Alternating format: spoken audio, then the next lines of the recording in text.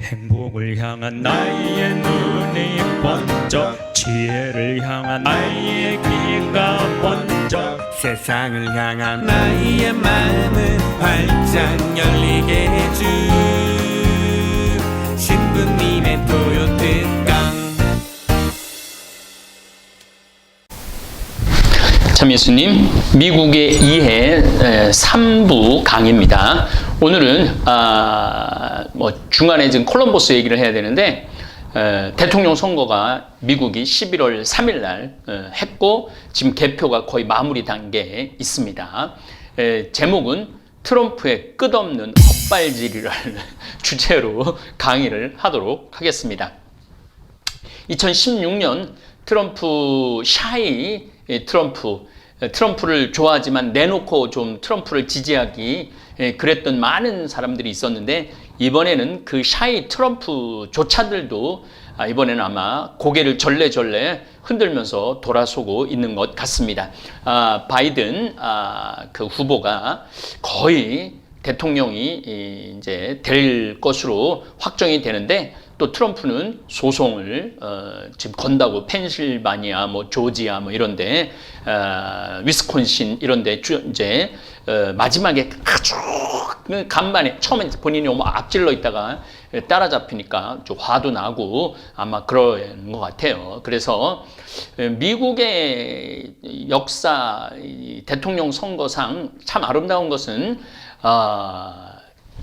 진 사람이 먼저 축하 전화하는 겁니다. 그런데 아마 이번에는 그런 일이 거의 없지 않을까 이런 생각을 합니다. 어쨌든 트럼프는 이제 자리에서 내려올 거라고 생각을 합니다. 만약 트럼프가 내려오지 않고 백악관을 비워주지 않고 계속 소송을 걸어서 대법관들한테 그 대통령 당약에 대해서 맡긴다면은 미국은 제가 계속 말씀드렸어요. 굉장한 혼란을 겪을 겁니다. 자중질환. 바깥에서는 문제가 없는데 안에서 내부적으로 문제가 있죠. 정말 트럼프가 나라를 생각한 이 세계 제1의 패권 국가라고 말씀드렸죠. 군사적으로 220개 나라가 되는 전 세계 나라가 미국하고 싸워도 미국을 이길 수가 없습니다. 경제적으로도 마찬가지죠. 미국의 손이 뻗치지 않는 지역은 단 한 군데도 없다고 봐야 돼. 하다못해 북한도 지금 미국이 국경을 폐쇄했기 때문에 북한도 저렇게 고통을 겪는 거예요. 그러니까 전 세계의 군사력, 경제력을 절대적으로 쥐고 있는 나라가 미국입니다. 그래서 미국이 전 세계 평화를 이룰 수 있는 나라이기도 하고 전 세계를 먹여 살릴 수도 있는 나라입니다. 대통령이 국민들이 자기네들이 제1국가라는 인식을 가진다면은 좀 크게 생각을 해야 되는데 이 트럼프는 미국 우선주의. 그래서 아주 큰 국가인데 아주 쪼잔한 국가로 만들었어요. 지금 11월 3일, 4일 여러분들 좀 투표 때문에 미국 투표 때문에 정신이 없지만은 저는 너무너무 지금 이제 5천만 명이 이제 넘어가고 있어요. 이 코로나19가 5천만 명이 넘어가고 있고 미국은 1,000만 명이 넘어가고 있어요. 5분의 1이 미국에서 발생합니다. 11월 5일 상황도 하루 확진자가 11월 4일은 12만 명인데 11월 5일 날은 10만 5천 명입니다. 우리나라는 지난 국회의원 선거 4.16 국회의원 선거할 때 얼마나 방역을 철저히 했습니까? 그래서 확진자가 그 투표 장소에서는 거의 한 명도 안 나왔죠. 그런데 지금 미국은 개념이 없는 거예요. 특별히 국가 원수, 국민들의 생명을 책임져야 되는 국가 원수가 코로나에 대한 인식이 제가 보기엔 중고등학교 수준도 못 되는 것 같아요. 세계 제1강대국가 대통령이 코로나19를 정확하게 인식하지 못하고 1,000만 명이나 되는 미국 국민을 감염으로 몰아세웠습니다. 본인 트럼프도 코로나19에 걸렸었지만 미 국민 아메리카 합중국 현재 23만 9,829명이나 사망을 했습니다. 미국이 하루에 10만 명, 물론 인구가 많긴 하지만 우리나라보다 한 6배 정도 많죠. 많긴 하지만 우리나라는 미국이 1,000만 명 걸릴 동안 우리나라는 2만 7천 명밖에 안 걸렸어요. 오늘 좀 확진자가 늘어났죠. 뭐 할로윈 데이인가 뭔가 때문에 사람들이 좀 모이는 바람에 125명이 늘어났고 사망은 1명입니다. 미국은 하루에 얼마씩 죽느냐면은 1,000명씩 죽어. 1,000명. 그래서 이런 통계가 나옵니다. 우리나라하고 미국하고 코로나19 대응을 보면은 1000분의 1. 미국이 1000에 지금 바이러스에 감염이 된다면 우린 1000분의 1, 대한민국은 1이라는 거예요. 오늘 1명 죽었고 미국은 1000명 죽었죠. 유럽하고 우리나라하고 비교를 하면 300분의 1. 우리나라가 이렇게 방역을 잘하는 거죠.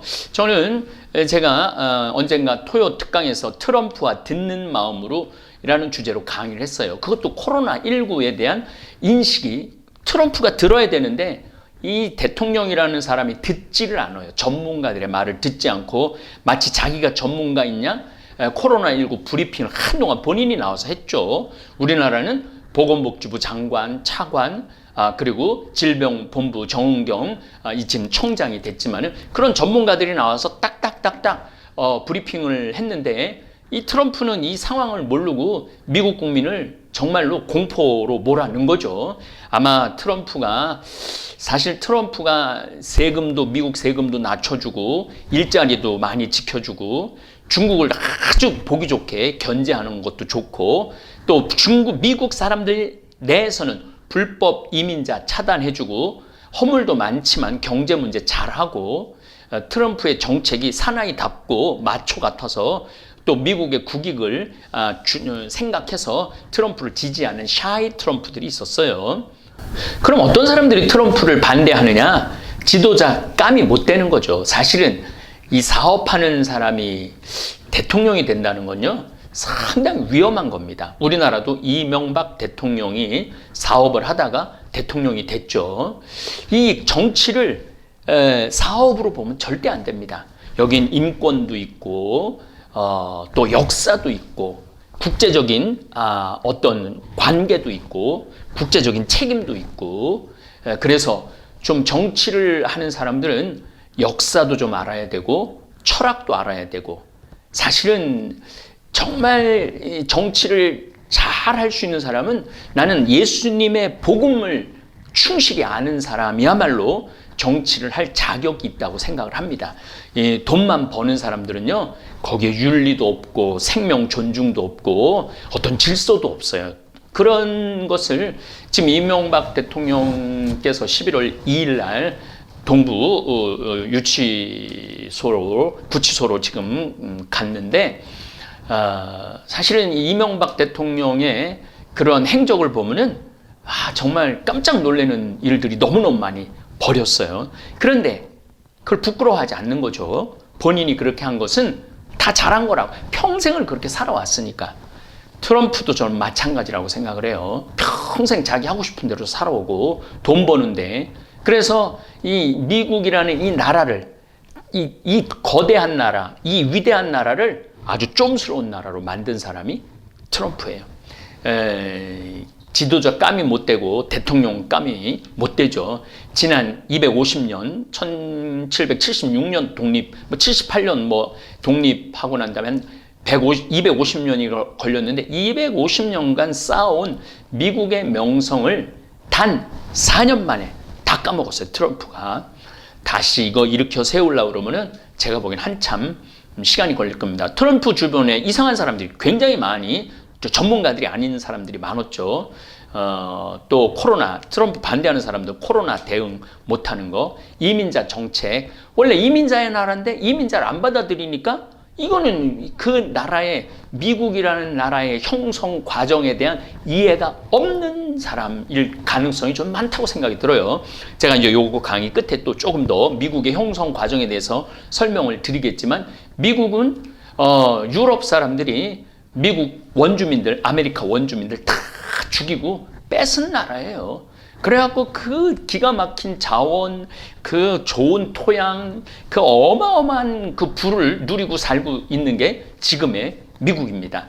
그런데 이민자들을 이제 더 이상 받아들이지 않는다.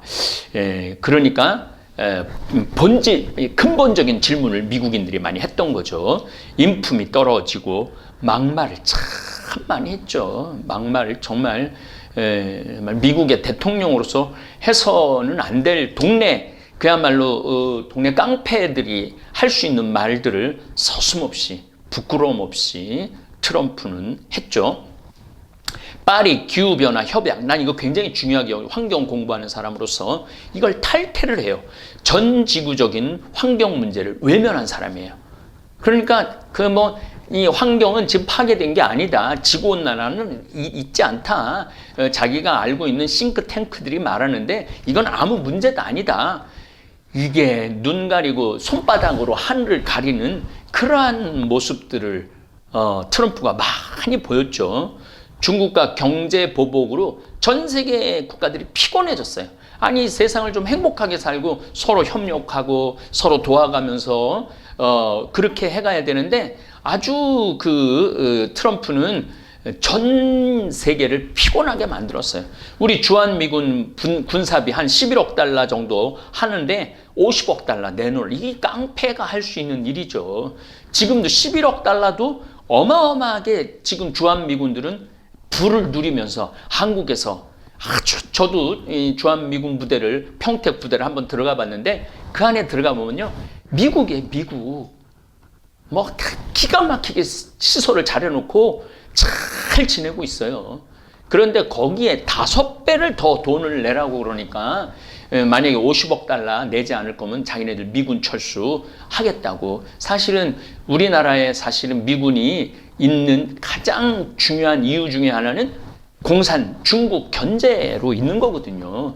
그러니까 우리나라가 방패막이 되는 거예요. 신의 방패라고 이지스함의 역할을 우리나라가 지금 하고 있는 거예요. 그렇기 때문에 미군이 우리나라가 굉장히 필요한 나라죠. 자기네들 전 세계 패권을 유지하기 위해서 한국은 아주 중요한 나라예요. 그럼 서로 협력을 해야 되는데 철수하겠다고 협박을 하고 있으니 참 한심한 패권 국가의 대통령이 카이사르가 할 짓은 아니죠. 미국 우선주의 국가안보 전략, 그 다음에 환태평양 경제 동반자 TPP, 미국 노동자들을 위해 좋은 일이라면서 탈퇴를 했어요. 그 다음에 북미 자유무역 나프타 재협상, 한미 자유무역협정은 끔찍한 협정이라며 폐기까지 압박을 트럼프가 했죠. 반이민 행정명령, 이슬람 8개 국가와 북한을 잠재적 테러 국가로 해서 이민과 입국 자체를 못하게 명령을 내렸죠. 그리고 제일 제가 가슴 아픈 것 중에 하나는 멕시코 국경 봉쇄 장막 설치한 거예요. 36억 달러를 거쳐서 2020년 말까지 800km를 담을 쌓는 거예요. 36억 달러. 사실은 제가 미국에 가보면은요, 미국 경제가, 미국 사회가 돌아가는 이유 중에 하나는 바로 멕시칸들이 와서 일하기 때문이에요. 대부분이 식당에서 음식을 하고 설거지를 하고 공장에서 일을 하고 쓰레기 처리를 하는 사람들은 백인들이 하지 않아요. 전부 멕시칸, 스페니시들이 다 하는 거예요. 그러니까 미국 경제는 스페니시, 맨 밑에 스페니시들이 있고, 그 다음에 또 유럽 이민자들이 있고, 그 다음에 이제 한국은 굉장히 높은 층에 있죠. 높은 층에 있고, 그 다음에 백인들이 그걸 누리고 사는 거예요. 그런데, 그 멕시코 사람들을 못 들어오게 한다고 장막을 36억 달러를 해갖고, 그러니까 이 트럼프가 이게 사실 진짜 통 큰 정치는 못 되는 거죠. 또 이란 핵합의 준수 불인증. 그래갖고 이란을 좀 끌어내야 되는데, 이란이 한 7천만, 8천만 명 정도 되는데, 사실 굉장히 이란도 경제적인 고통 때문에, 많이, 좀, 이걸 오픈하려고, 우리나라 물건도 굉장히 많이 이란에 들어가죠. 그런데 이거를 평화로 이끌고 가지 않고 대립과 반목으로 이끈 아메리카 합중국의 대통령인 거죠. 2020년 트럼프 이번에 공약을 보면은요, 보호무역주의예요. 미국의 무역을 보호하겠다는 거죠. 제 생각에는 아프리카 사람들, 또 아메리카 사람들, 또 동남아시아 사람들, 이 사람들하고 교역을 더 많이 확대를 한다면은 아프리카 사람들도 먹고 살만하고 미국도 시장이 생기는 건데, 그렇게 하고 싶지 않은 거죠. 귀찮은 거죠. 인종적 차별이 굉장히 강한 거예요. 미국 우선주의 정책, 미국 우선이다 이거예요. 그래서 Greater America, 다시 Again Greater America, 위대한 미국을, 뭐가 위대한 미국을 다시 한다는 거예요? 지금 이미 위대해 있는데. 그러니까 그런 것에서 이 트럼프는 끝도 없는 헛발질을 하고 있는 거예요. 미국 적대시 정책을 하겠다 이거죠. 근데 이건 미국 국민들도 중국을 밟는 거를 좋아하는 거 있어요. 전 미국 사람들이 다 마찬가지예요. 바이든도 대통령이 되면은 아마 중국 밟을 겁니다.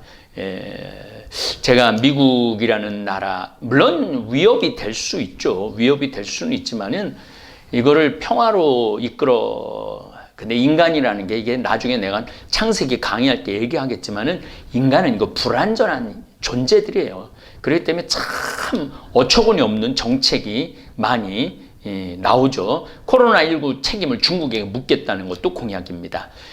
그리고 중국이 미국 코로나 백신 및 기술을 해킹 시도했다는 주장. 중국 통신기업 화웨이 견제하겠다는 거, 이게 공약이에요. 합법 이민도 대폭 축소하겠다는 거예요. 이민자들의 나라임에도 불구하고. 지금 여러분들 사실 미국을 가보면은요, 그 몇몇 대도시들 빼고는요, 아직도 어마어마하게 넓은 땅이 그냥 있어요. 그냥. 그 땅의 크기라는 건 상상도 못할 만큼 넓은 땅을 갖고 있어요. 불법 이민 차단, 국경 장벽 강화, 부유층 대기업 친화 정책, 외국인보다는 미국인, 그 다음에 영주권 비자 발행 줄이기. 그냥 미국의 문을 틀어 막겠다는 거죠. 이게 공약이에요. 내가 미국 대통령으로 한다면은 아프리카 말라리아 퇴치, 그리고 아프리카 경제 활성화, 또 남미, 지금 아르헨티나도 불안하고 브라질도 불안하잖아요. 남미 경제 부흥, 원조, 난 이런 거로 해서 좀 더 전 세계를 하나로 보고 시장을, 원래 시장이라는 게 미국 정책이 식민지를 거의 두지 않아요. 전 세계를 상대로 해서 사업을 하겠다는 거였는데, 이런 거를 트럼프가 까먹었나 봐요. 그래서 또 유대인 우선 정책으로 이스라엘의 공식 수도리, 제가 미국 예루살렘에 가 있을 동안 이걸 발표를 하죠. 미국이 그래서 외교적 고립을 자처하고 이슬람과 중동과 대립을 끌어내는 그런 어처구니 없는 지지를 한 거죠. 샤이 트럼프 지지자들, 그러니까 나는 트럼프 별로 안 좋아해, 근데 가서 찍는 사람들, 트럼프 대통령이 국민들에게 많이 돌려줬다 이거예요. 세금을 돌려주고 외국으로 나간 일자리도 이제 전부 다 이제 그 사람들이 외국으로 다 내보내고, 좀만 교통 잘못해갖고 영주권 아니면 다 쫓아내고 그렇으니까 완전 고용이라고 그럴 정도로 일자리 돌려줬기 때문에 트럼프가 좋다는 거예요. 그러니까 이번에도 바이든 처음에 개표할 때는 바이든이 밀렸죠. 원래 밀리면 안 되는 건데, 하여튼 이번 정부는 한 번은 바뀌어야 되지 않을까, 그런 생각을 저는 합니다. 57년 만에 최저 실업률을 기록했다고 그러고, 경제가 살면서 달러 가치가 높아졌고, 그냥 미국 자체만 행복하려고 그랬던 거죠. 미국인의 삶의 질도 높아졌고, 전 세계에서 욕하는 소리는 안 들리는가 봐요. 트럼프는 사실은 사업을 하는 것처럼 국가를 경영했기 때문에 미국 제1국가가 제3국가가 떨어진 거예요. 사실 트럼프 대통령이 되면서 사업하기가 편해졌다고 하고 대통령이 바뀌면 사업 환경이 다시 바뀌기 때문에 트럼프를 많이 찍어주는 거죠. 우리 입장에서는 바이든이 대통령이 되든 트럼프가 대통령이 되었든 좋아질 건 없어요. 우리나라는요, 꽃놀이패예요. 우리나라는 중국 입장에서도 꽃놀이패고, 일본 입장에서도 우리나라는 꽃놀이패고, 미국 입장에서도 우리나라는 꽃놀이패예요. 우리나라 지금 미국 무기를 우리가 얼마나 많이 샀어요. 몇십 년 동안 끝도 없이 무기 사죠. 경제 또 기침하면은 우린 독감 걸리죠. 이 미국에 줄을 쓸 수밖에 없잖아요. 그런데도 이 한국에 대해서 겁박하고 협박하는 한미 동맹이란 말은 지속적으로 하지만 트럼프는 그냥 아주 앞뒤 재지 않고 그렇게 이야기를 하죠. 남북한이 평화 통일을 이루면은 이제 우리나라가 꽃놀이패가 됩니다. 우리나라 입장에서 우리가 이제 다른 나라들을 꽃놀이패로 만들 수 있어요. 중국은 어차피 이 태평양으로 나가려면 우리나라를 통해야 되고, 미국, 일본도 이 아시아, 중동아시아로 유럽으로 가려고 그러면 우리나라를 통해서 가면은 완전히 우리나라가 전 세계 한가운데 핵심이 될 수가 있는 거예요. 그러니까 우리나라 통일을 그렇게 많이 원하지 않는 거예요. 북한은 미국하고 전쟁할 생각이 전혀 없는 나라입니다. 북한은. 그래서 여러분들 어쨌든 이제 선거는 끝났고 미국의 민심은 트럼프한테 등을 돌린 것 같아요. 그래서 또 이제 바이든이 또 어떤 정책을 들고 나올 건지는 제가 미국에 대한 이해를 말씀을 드리면서 강의를 계속하도록 하겠습니다.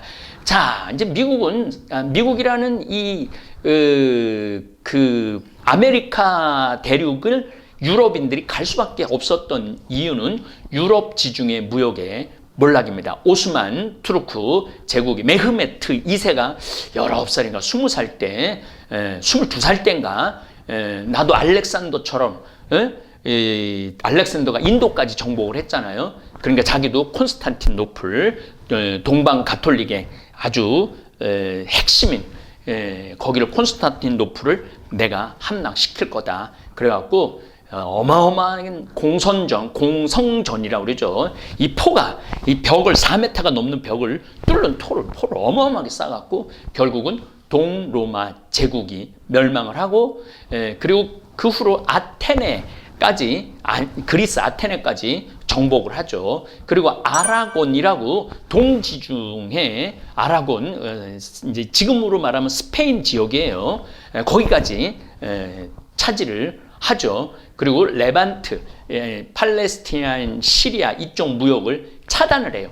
다시 말씀드려서 무슨 얘기냐 하면은 오스만 세력은 중부 아드리아해까지, 크로아티아 직전까지 뻗어나가기 시작을 하죠. 그리고 베네치아의 영토였던 크레타섬을 정복하면서 유럽 지중해, 그러니까 프랑스, 영국, 이탈리아까지 이 비단길 무역을 비단하고 후추, 향신료, 이거를 아주 어마어마한 향신료가 넘나들었는데 딱 오스만 투르크 이슬람 세력이 딱 가운데 버티니까 항로가 없어진 거예요.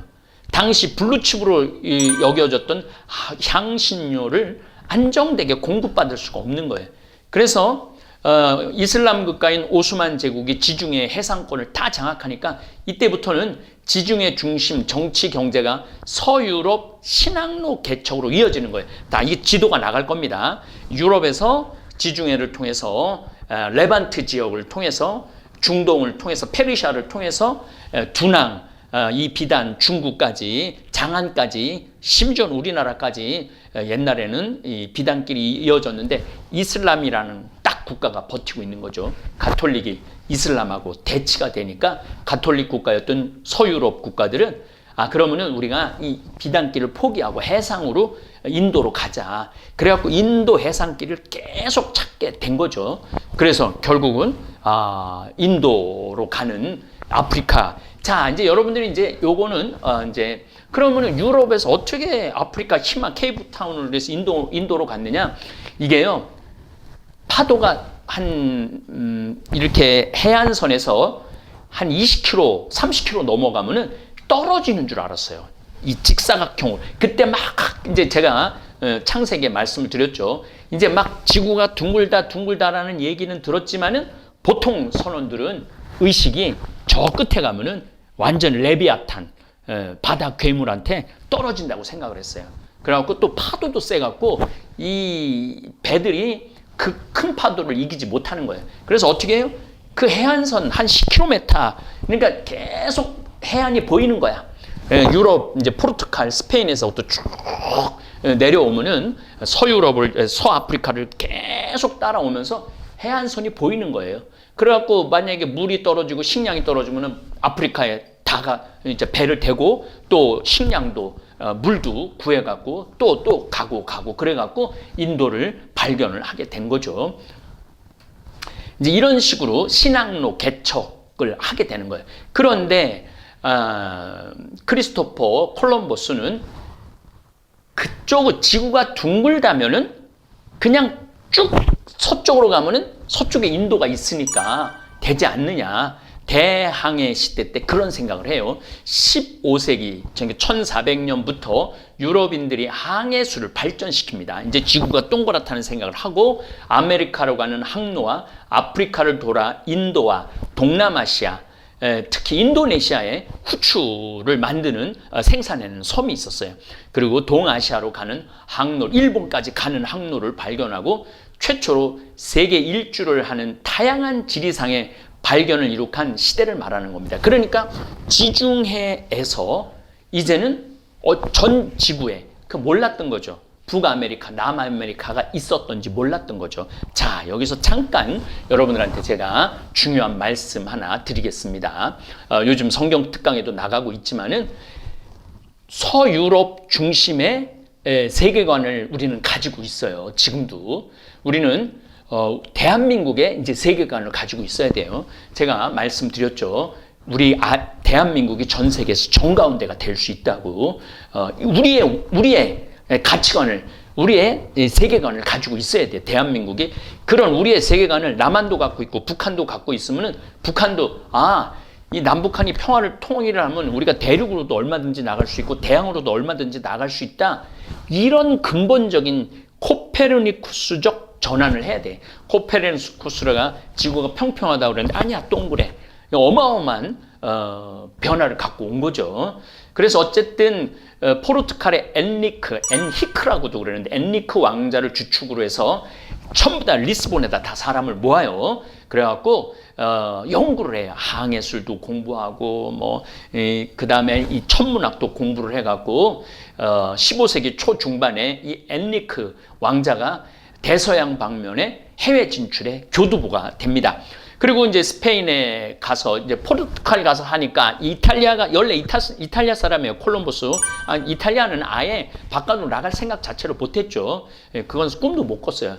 그래갖고 이제 스페인에 가 포르투갈에 가서 나 좀 좋아보라. 내가 이제 인도 항로를 찾겠다. 그러니까 야 어리고 반푸너치도 없는다. 저기 나가갖고 살아 돌아온 사람은 하나도 없다. 멀리 나가갖고 그러니까 이제 이사벨 스페인 여왕한테 가갖고 설득을 하죠. 어쨌든 크리스토퍼 콜럼버스 유럽 아메리카 항로 개척이 있고 바스코 다가마의 아프리카 남단을 통한 인도 항로 개척이 된 거예요. 아까 말씀드렸죠. 유럽에서부터 계속 해안선을 따라서 그래갖고 바스코 다가마가 인도의 인도 서쪽에 도착을 하죠. 이거 대단한 일입니다. 그 다음에 페르디난드 마젤란이 세계 일주가 돼요. 세계 일주를 어떻게 하느냐면은 떠나갖고 아메리카 그리고 남극에 저도 거길 가봤지만 마젤란 저는 케이프타운 희망봉도 한 6번인가 7번 갔다 와봤어요. 사람들이 거기를 넘어가갖고 저 파도가 굉장히 세요. 남극에서부터 불어오는 바람. 그러니까 굉장히 공포스러웠는데 그거를 해낸 거죠. 포르투갈하고 스페인 사람들이. 그래갖고 이 마젤란이 세계 일주를 합니다. 필리핀에 가고 마젤란은 죽고 남은 이제 선원들이 필리핀을 통해서 인도로 해갖고 다시 아프리카 희망봉으로 해서 스페인으로 도착하는 이게 아주 15세기 말 1492년에 아메리카 발견하죠. 16세기 절정 1622년에 세계 일주를 하니까 이 영향으로 고대 이후 동서양 교역이 육상으로 했던 비단길이 상대적으로 줄어들게 되고 대서양 그러니까 대서양에서만 자기네들끼리만 그러니까 아메리카 대륙 아니고 자기네들끼리만 했던 무역 북유럽 이 아주 북유럽이 또 여러분들 대단한 겁니다. 그 네덜란드, 덴마크 이 바이킹 족속들 해상 무역을 독점했던 한자 동맹이 타격을 입어요. 완전히 아메리카로 가면서 한자 동맹은 영어 한자가 아니고 한자 이 친구라는 거예요. 그래서 그 사람들은 그 굉장히 그 피를 이렇게 칼로 해갖고 너하고 나하고는 친구다. 우리가 무역을 할 때 약속을 어기지 말자. 그래갖고 칼로 이렇게 해갖고 약속을 그렇게 하는 한자 동맹도 커다란 타격을 입죠. 어쨌든 스페인 정복자들은 이제 식민 제국을 건설하기 시작해요. 전 남미를 스페인이 다 하죠. 브라질은 포르투갈이 갖고 가고 그 다음에 멕시코도 스페인이 다 갖고 가죠. 그리고 이 미 대륙의 아랫지방을 스페인이 갖고 가죠. 영국 지금 동부 뉴욕 있는데 영국이 많이 갖고 오고 또 프랑스는 중부 그래갖고 뭐 네덜란드 전부 다 동인도 회사를 설립해갖고 아프리카를 돌아서 인도하고 그래서 그거를 동인도 회사라고 그러는 거예요. 설립을 해서 이제 인도, 뭐 아시아 이거를 전부 다 착취해 가기 시작을 하죠. 그러면서 세계관을 서유럽 세계관으로 끌고 갔던 거예요. 우리 중고등학교 때 사실은 미국 역사 별로 안 배웠어요. 중국 역사도 그렇게 많이 안 배웠어요. 유럽 역사를 쓸데없는 뭐 합스부르크, 무슨 리어 왕, 아주 프랑스, 프랑크족, 게르만족, 우리하고 아무 상관이 없는 건 아니지만은 그렇게 우리도 중고등학교 때 유럽 중심의 시야를 가지고 세상을 바라봤던 거죠. 성서도 유럽 중심으로 성서를 바라봤던 거죠. 그런데 이제 요즘 완전히 이제 전 세계가 이제 달까지 왔다 갔다 하면서 이제 시야가 굉장히 많이 넓어진 거죠. 저는 이런 넓은 시야를 갖게 된 것이 인류한테는 오히려 잘된 일이라고 생각을 합니다. 그 넓은 시야로 성서를 바라다 보면은 성서가 신비의 책이 되는 거죠. 하느님의 역사에 되는 거죠. 어쨌든 이제 유럽 그러니까 영국, 프랑스, 스페인, 포르투갈, 네덜란드까지 전 세계를 식민지화합니다. 네덜란드 같은 경우는 지금 케이프타운 남아프리카 공화국에 그 완전히 유럽같이 만들어 놓은 나라가 네덜란드라는 나라예요. 그래서 네덜란드도 우리가 좀 멀게는 알지만 실질적으로는 엄청난 식민지를 보유한 나라입니다. 그리고 이제 아랍 국가들은 중개 무역을 통해서 유럽 사람들이 자기네들한테 와가지고 후추도 사가야 되고 비단도 사가야 되는데 이게 이슬람하고 이게 충돌이 되니까 이 사람들이 아프리카로 도는 항로를 개척하고 아예 아메리카를 발명해서 대륙을 발명하고 완전히 무슨 담배, 옥수수, 감자 어마어마한 양을 이제 아메리카 서인도 제도라고 많이 들었죠. 지금 말하면 도미니크 공화국 그다음에 바하마 이런 지역을 서인도라고 지금도 부릅니다. 이쪽을 동인도 아메리카 쪽에 있는 카리브 해역 있는 데를 서인도라고 그럽니다. 그것도 좀 사진으로 나갈 거예요. 어쨌든 이 아주 여기 중요한 이유가 있어요. 아랍 오스만 투르크는 중개 무역을 통한 경제 발전이 올스톱하게 되어요.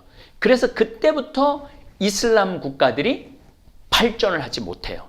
다른 나라들은 근대 이제 산업혁명 일어나고 어마어마하게 발전을 하는데 오스만 투르크는 16세기 그 상태를 그대로 19세기까지 이어오는 거예요. 그러면서 점점 오스만 투르크는 프랑스한테도 뺏기고 영국한테도 뺏기고 계속 뺏겨가면서 영토가 그 어마어마한 제국의 영토를 거의 다 뺏기죠. 그러면서 지금도 사실은 터키라는 나라는 굉장히 큰 나라예요. 굉장히 큰 나라인데 오스만 투르크 제국의 그 영화는 그 중개 무역을 하지 않음으로 해서 지금도 전 근대적 요소가 남아 있고 지금 많은 경우 중동은 굶주리고 있죠. 이 세계 경제라는 게 이게 내가 그래서 미국 우선주의를 지금 주창했던 미국이 트럼프가 잘못했다는 이유가 바로 그거예요. 이게 전 세계가 하나로 바라보고 전 세계 사람들이 서로 교류하고 나누어도 충분히 먹고 살만 하거든요. 그런데 그러한 일들을 못했던 거죠. 요 향해술까지만 얘기를 하겠습니다. 유럽인들에게는 중국에서 들어온 나침판, 요게 페르시아로 들어와요. 그 나침판이 유럽인들 손에 들어갑니다. 그래서 그전에는 원양 항해에 아주 필요한 지시나 기술이 없었어요. 현재에 대한 정보는 당연히 거의 없었죠. 그러니까 아메리카라는 거, 중국, 인도 존재는 이게 연결은 되지고 물건이 왔다 갔다만 하지 이게 몇몇 여행기에서 이 마르코폴로 뭐 이런 거에서는 있긴 있는데 정확한 지식 정보가 없었던 거죠. 그러나 이슬람과 교류를 통해서 전래된 나침판, 아스트롤라베, 관측용, 계시용이에요. 요거 이렇게 여러 가지 요거 저기 사진으로 나갈 겁니다. 과학기계, 그 다음에 4분의 매월 1월 초 북쪽 하늘에서 나타나는 유성우, 페르세우스 자리 유성우, 쌍둥자리 유성우와 함께 3대 유성우를 보면서 저쪽이 북쪽이라는 걸 알게 되죠. 그리고 뭐 저도 지금 요즘 맨날 화성하고 금성이 이렇게 막 뜨면서 서로 위치를 바꿔가요. 그리고 저는 북극성을 정확하게 찾을 수 있죠. 카시오페아 북두칠성의 정가운데 있는 게 북극성이에요. 항상 북쪽에 있어요. 그러니까 저 같은 사람도 매일 밤에 이렇게 별을 보는 사람들도 하는데 그 옛날에 그 별에 대한 지식이 얼마나 뛰어났겠어요. 그런데 나침판의 도움을 받으면서 원양 항해술을 배울 수 있죠. 변방에 위치해 있고 살려면 밖으로 나가 있던 포르투갈 스페인에 막혀 있는 거죠. 그리고 포르투갈도 제가 가봤지만은 굉장히 척박해요, 나라가. 그래서 이 나라는 상업을 하지 않으면은 살 수가 없는 나라야. 그래서 리스본이라는 게 국제 대학도 생기지만은 국제 무역에 아주 중요한 위치를 하면서 포르투갈이 항해술과 해양 지도를 만드는 능력이 생김으로 해서 그걸 기반으로 해서 어떤 일이 벌어지느냐 하면은 이제 아메리카 대륙으로 크리스토퍼 콜럼버스가 떠날 수 있게 되는 거죠. 그래서 이런 역사적인 이슬람이 1453년에 콘스탄티노플을 정복하고 이 비단길을 막으면서 무역 항로가 막히면서 스페인하고 포르투갈이 다른 이야기를 막연히 들으면서 또 그때 이제 지구가 동그랗다는 코페르니쿠스, 갈릴레의 이야기가 같이 막 맞물어지면서 미국이라는 대륙, 남미라는 대륙, 북미라는 대륙을 발견하면서 이게 어마어마한 이 인류 역사의 변화가 옵니다. 이게 사실 우리한테까지 미치는 거예요. 대한민국에까지 미치는 거예요. 왜냐하면 아메리카, 미국이라는 합중국이 전 세계 패권 국가가 그래서 됐잖아요. 그래서 그 패권 국가의 힘으로 우리 6.25 전쟁에 참전을 해갖고 우리가 공산화되는 걸 막고 우리는 미국의 볼모 형식으로 지금 이렇게 같이 있는 거예요. 그래서 이거를 우리가 뛰어넘기 위해서는 남북 통일을 해야 된다는 겁니다. 네, 다음 시간에 또 미국에 대한 이야기 나누도록 하겠습니다. 예, 감사합니다.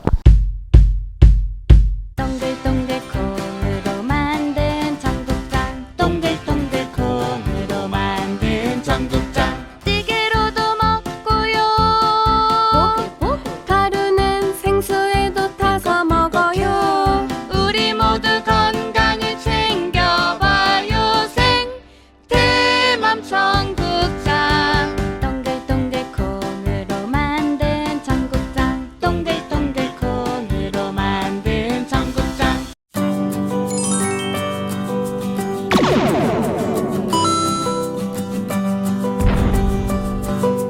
청국장과 한국에서는 3만 원에 파는데 미국 달러로 배송비 포함 $50입니다.